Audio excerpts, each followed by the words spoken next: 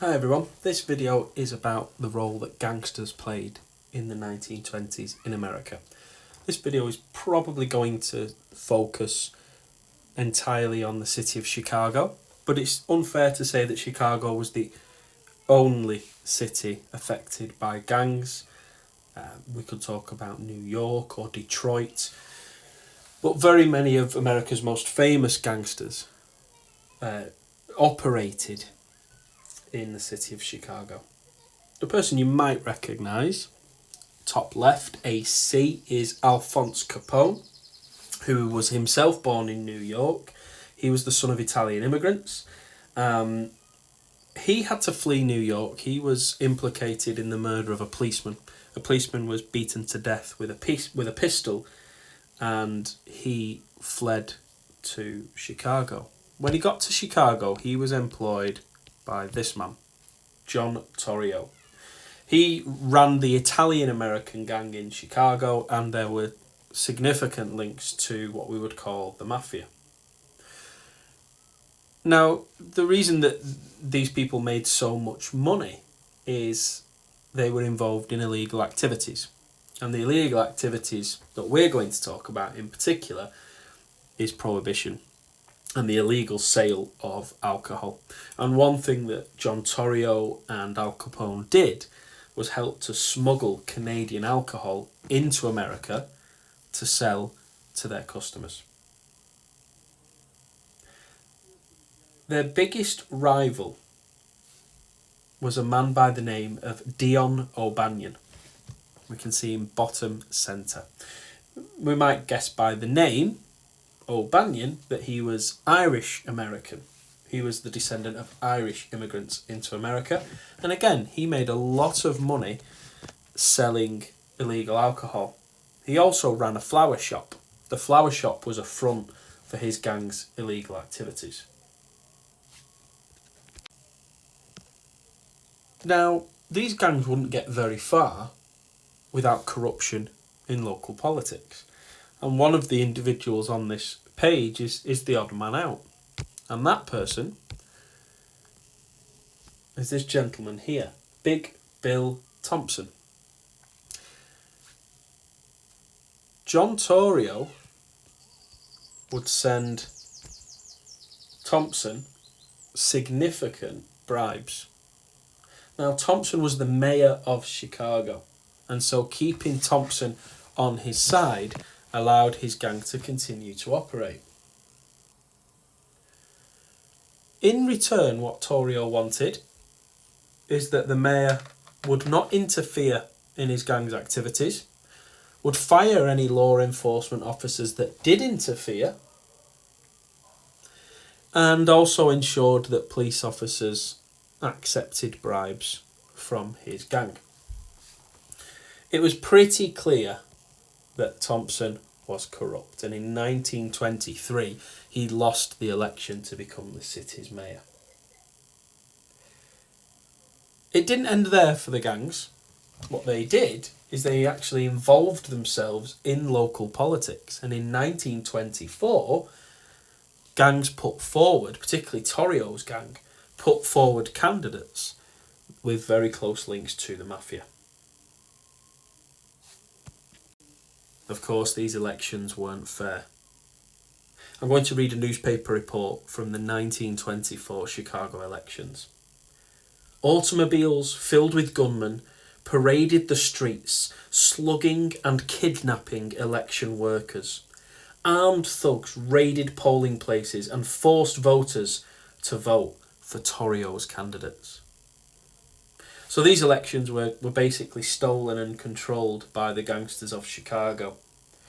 The city's police department rushed to try and stop this from happening, and there was a battle between the gang and the local police force, and Al Capone's brother Frank died in the shootout. But at the end of the election, it was clear that Capone's candidates were successful.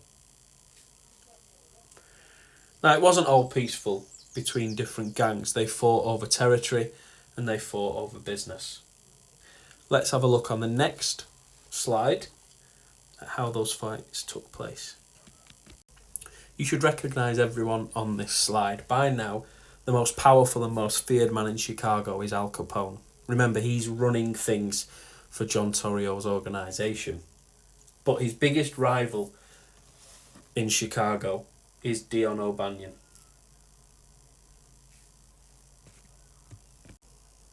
Capone instructed gunmen to enter O'Banion's flower shop and murder him.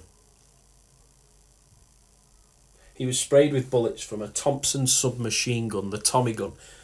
It was referred to by gangsters as the typewriter because of the speed with which it could spit out bullets. Some people believed that what Al Capone did to the O'Banion family later was an act of honour between the different gangs. Others said it was a cruel gift because of Banion's links to the flower shop. But Al Capone sent $50,000 worth of flowers to O'Banion's family. It needed 26 lorries to take it to the funeral.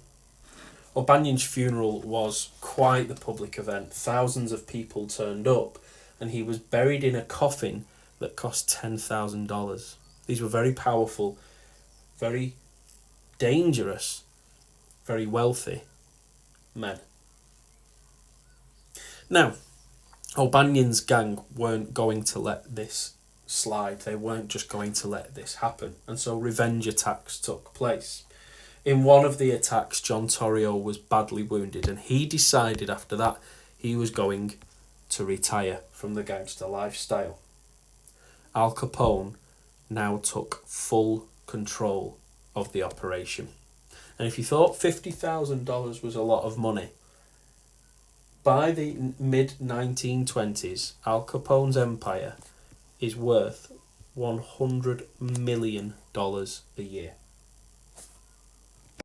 No one quite knew how much money he had. He didn't have any money in any banks. People believed when Capone died that there was money secretly buried that was never discovered. He always carried cash. He never put money in the banks. He had bodyguards that followed him 24/7, and he had a Cadillac car that was armour-plated and weighed over 7 tons, and it had bulletproof windows. At the back, it was mounted with a machine gun to fend off attackers. As I said, Al Capone was one of the most feared, most famous people, not just in Chicago, but in all of America. But he quite often said, and was quite often interviewed, saying that he was just another businessman. I'm going to give you a sample from an interview he gave to a magazine in the 1920s. If people didn't want beer and wouldn't drink it, a fella wouldn't be crazy going round trying to sell it. I've seen gambling houses in my travels. I never saw anyone point a gun at a man and make him go in. I never heard of anyone being forced to go to a place and have some fun. I help the public. You can't cure the thirst by law. They call me a bootlegger.